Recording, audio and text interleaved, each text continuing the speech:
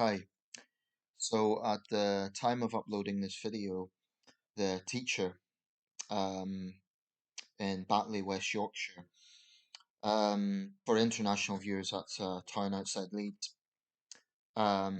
He's still in hiding, or he's still living under security, um, and that really says a lot about where we are at. That in the 21st century, uh, a teacher would have to live under security because of alleged blasphemy. Um, for those who don't know the context, this was a teacher who showed images of the Prophet Muhammad in the context of a lesson about blasphemy, and it attracted protests from Islamists. Now, there's some debate over whether those Islamists were local or whether they came in from other areas. Um, the threats were condemned by the Education Secretary Gavin Williamson, but there has been minimal condemnation, if any. I've struggled to find any from either Keir Starmer or Boris Johnson. Um, there has been some condemnation from local councillors and MPs and Muslims who have condemned the threats, but it demonstrates the depth of Islamist fanaticism, and this is very similar, of course, to what happened in France. Not only with the teacher who was brutally beheaded, let's just say it what it is. That's what happened, but also the student who was forced into hiding. This is happening in Western countries, in the UK, in France, and elsewhere. And it absolutely, to be honest, it makes my blood boil. It absolutely enrages me. Um, but I'm saying that in the context of the positions of Pakistan's Prime Minister Imran Khan. Now, Khan is a controversial character, generally speaking. Of course, before politics, he was best known as a cricketer and a bit of a celebrity. He was even had a reputation as a bit of a playboy, so not exactly a natural candidate as a face of Islamism. But since becoming prime minister, it's very clear that he has pandered to the Islamist faction in Pakistani society, which is significant. With all due respect to Pakistani liberals in Lahore and Karachi, Pakistan has a problem, and there's no point denying it. Um, I mean, if you're going to say I'm only looking at the negative, you have a prime minister who is making public statements demanding that blasphemy is brought at UN level and imposed on non-Muslim countries because it would be UN level. I'm going to quote two statements that are attributed to Imran Khan, and if these are mistranslations, then people are welcome to correct them. This is cultural imperialism. Whatever is acceptable in our culture must be acceptable everywhere else. It's not. June the 21st, 2021. And there will come a time when people in the West as well will be scared of blaspheming against our prophet. That's the 19th of April, 2021. Think of the dates. That's just a few weeks ago. Now, this was posted in the group Ex-Muslims of North America. So you might argue they have anti-Khan agenda, but given this man's positions during his premiership, it would not at all surprise me if that's what he said. Like I say, if it's a mistranslation and that wasn't exactly verbatim what he said, then anyone who speaks Urdu can perhaps correct that. But the fact remains that this is a man who, by pandering to his Islamist base, is trying to make demands of non-Muslims outside Pakistan. I say he can go to hell. I say he can back right off. Um, and this is something that I really think needs to go to the top level. I think that if these sort of statements are authenticated, if Cam really is making statements like this, then I think Boris Johnson needs to speak out. I think Boris Johnson needs to publicly rebuke the statement, publicly say we want a balanced relationship, we want a respectful relationship. There's absolutely no way we should ever tolerate an Islamist or at least someone pandering to Islamism. I'm not sure if Khan is really a devout Islamist. I think it might just be politics. Doesn't make it any less bad, but regardless, he's making these statements. Um, and he is trying to impose this onto other countries. Whether there is actually a comprehensive plan to do that or whether it's just hot air, it doesn't really matter because the sentiments are there. And in doing that, he is playing to an Islamist base, which obviously puts minorities in Pakistan at risk as well. Um, Pakistan's treatment of minorities is absolutely appalling, and I do think it should be raised in meetings with Islamabad. The appalling human rights record there, treatment of minorities. I mean, the arrogance, the sheer arrogance and the audacity that Imran Khan's government thinks that they can lecture the West on tolerance. It's sickening when you see the sort of things that go on in Pakistan, such as the student who was lynched in Mardan University in 2017, Mashal Khan.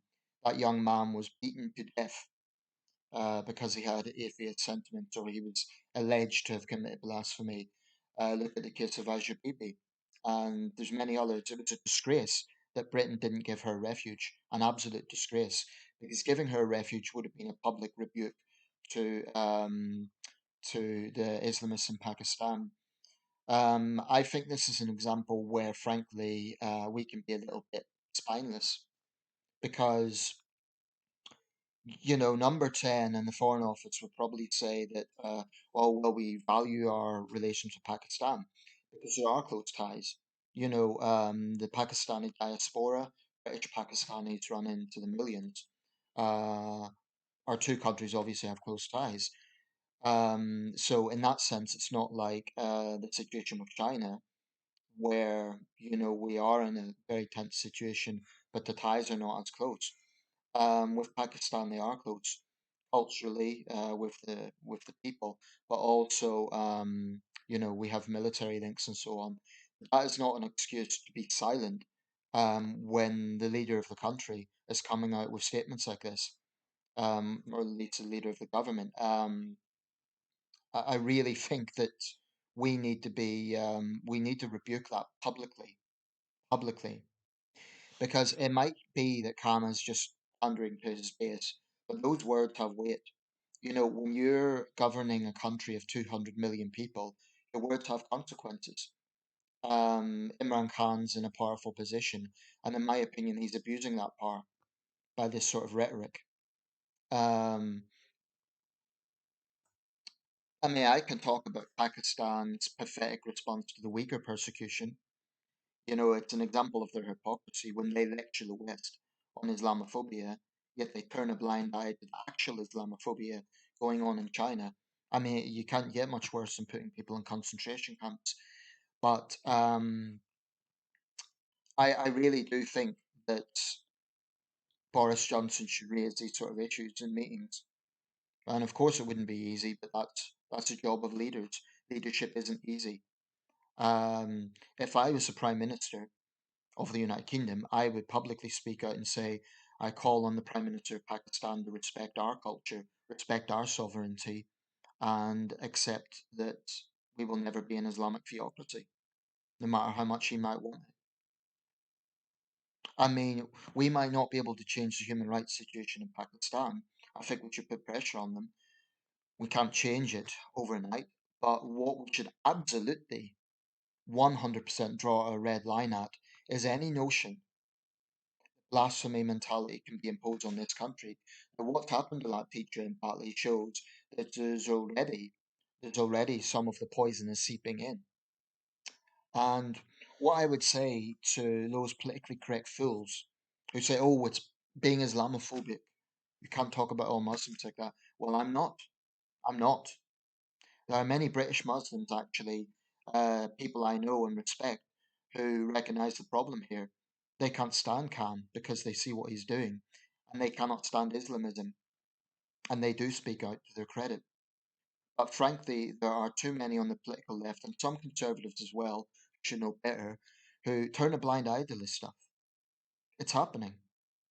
Now, I don't believe that we will ever be an Islamic theocracy, and I don't believe, as some in far right circles believe, that there's going to be an imminent Islamic takeover. I don't believe that because I think there's still a lot of common sense prevails, and I don't think the British people would ever tolerate it. But At the same time, it's not hyperbole to say that there is a real problem going on here. I mean, I think, I hope the West Yorkshire Police have made arrests over the threats made to that teacher. Um, but I really think that there is an onus on Keir Starmer and Boris Johnson to publicly speak out and say that that sort of mentality has no place on this island. Now, both of them have failed to do so. Why?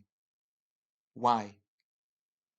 Gavin Williamson spoke out as Education Secretary, but Number 10 really hasn't said anything about it.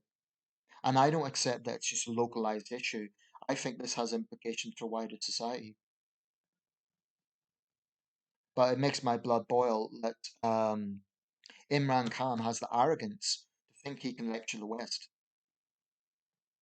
So, so long as Pakistan continues to brutally persecute minorities, Christians, atheists, Ahmadis, Sufis, Hindus, then it's got no right to lecture any other country. It needs to sort out its own backyard, quite frankly. The sad thing about Pakistan is it has a lot of potential. It's a young population, vibrant big cities like Karachi and Lahore have lots of potential, but it's held back by this poison of Pan-Islamist ideology. And I know there's a clash going on in Pakistan. I know there's Pakistani liberals who despise this and they recognize what it's doing because they don't want Pakistan to become akin to Taliban era Afghanistan. The sad truth is some parts of Pakistan are already there and have been for some time. Um, it hasn't quite infested the bigger cities yet, Karachi and Lahore, not to the same extent, but that doesn't mean it can't happen. Um, yeah, if we cannot stand up for our values publicly, if we, get shy about defending ourselves when another head of government is publicly insulting us by these sort of demands, then that worries me. That worries me more than what Imran Khan is saying. I just think that a British government, whether it be Conservative or Labour, has to speak out. It has to be vocal on these issues. And I think too often it's kind of dismissed as this idea, oh, well, that wouldn't be diplomatic. Well, diplomacy is very important. I'm not suggesting we start some big culture war with Pakistan, but look at what happened in France. Emmanuel Macron stuck up for that young woman. He vocally condemned the Islamist threats. And then across the Arab world and across the Islamic world, there were posters of Emmanuel Macron burnt and vandalized. That is the mentality in the Islamic world. Not the mentality of all people in the Islamic world, but a prevailing mentality in the Islamic world. And I'm sick and tired of the political correctness that states, oh, you can't say that. It's just reality. So if you're one of those people that says, oh, you're being divisive, you're pandering to the far right, my response to you is you're a useful idiot. You don't believe in human rights.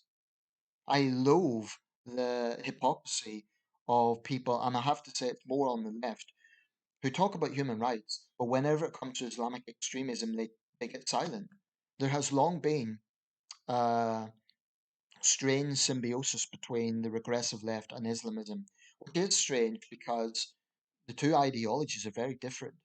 One is all for feminism and LGBT rights and so on, the other is not. Yet the regressive left tend to get silent when it comes to this. There's others in the left who know there's a problem and they speak out to their credit. But I won't shut up. I will not shut up. I will continue talking about these things so long as they're relevant. I mean, it's just very sad and very concerning that that teacher is still living basically with a target on his head. And I think there has to be a lot of scrutiny of the weak way in which the headmaster of that school responded by sacking the teacher. I think there should be pressure on the head teacher to resign over its handling of this. And like I say, it might be that some of those protesters came in from outside the area and local Muslims were not responding in that way. But regardless, it's happening in this country. The best way forward, if you know, I mean, I personally feel I don't know how you can have a lesson on blasphemy, on the idea of blasphemy without giving an example. But if there are Muslim parents who are unhappy about it, then there can be consultation, peaceful consultation with the school. Sit down in a very civil way, talk to the teacher, express their concerns, but the teacher should be able to stand up for his right to teach and do his job. The school has failed. The school threw him under the bus, and the gutless head teacher should be shamed for that, in my opinion. I think he should resign, personally. Um, I heard reports that this had spread to a school in Sheffield, though I have to say I haven't found much more information about that. But I believe that Pan-Islamism is a virus on the world. I really do. I think it is a totalitarian ideology.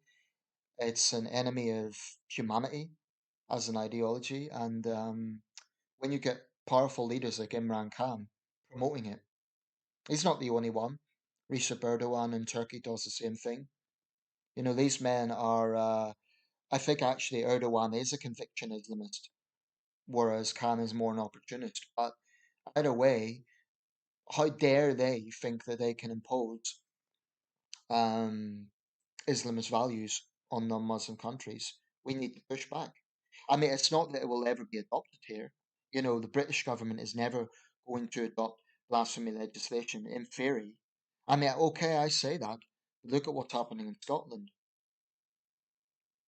That's why I think we need to be extremely, extremely critical, or at least scrutinizing, of any new legislation designed to ostensibly protect religion, because it may be dressed up as an anti-discrimination legislation, but in this country, it's far more likely to be a pathetic way of appeasing Islamists.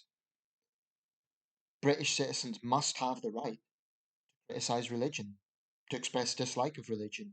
The only red line should be on expressing hatred of religious adherents.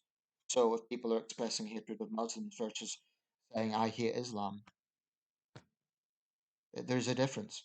And people should have the freedom to dislike and criticize religion. And religionists um, need to accept that. And I include, evangelical Christians or Orthodox Jews. They need to accept it as well. But frankly, the biggest problem in this country is from radical Islamists. It's just infuriating. But at least I have the freedom to make this video as it stands. Like I say, if legislation is drafted, then even making this video could be deemed Islamophobic. And that is the insane Orwellian future we could face if there isn't real scrutiny of this. I don't align to Britain First or any of those sort of groups because I think that they are trouble. But I think there are some leftists who are more concerned about groups like Britain First than they are about pan-Islamist extremism. I remember when the Manchester attack happened, there was left-wing people having vigils for the terrorism. Okay, they were honouring those who had died, which I won't criticise, that's fine. But they would not name the ideology. They would say, oh, we stand against terrorism, we stand against violence. Yet when it comes to far-right extremism, they will name it. They will call it what it is. So I think not naming Islamism is spineless. And there's two kinds of people who do it. It's those Muslims who are in denial about its reality, um, as if thousands haven't died in West Africa in recent years from the likes of Boko Haram and ISIS. And then there are those on the regressive left, predominantly, who, again, they probably know it's a problem, but I think they're frankly moral cards because they don't want to offend people. And that putting fence before human rights is utterly gutless in that sense.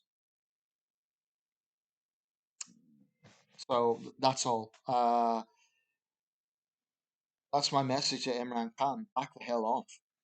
Because you're never going to impose Islamist values on this country. The British people will never accept it. Sort out your own backyard. and its appalling human rights record.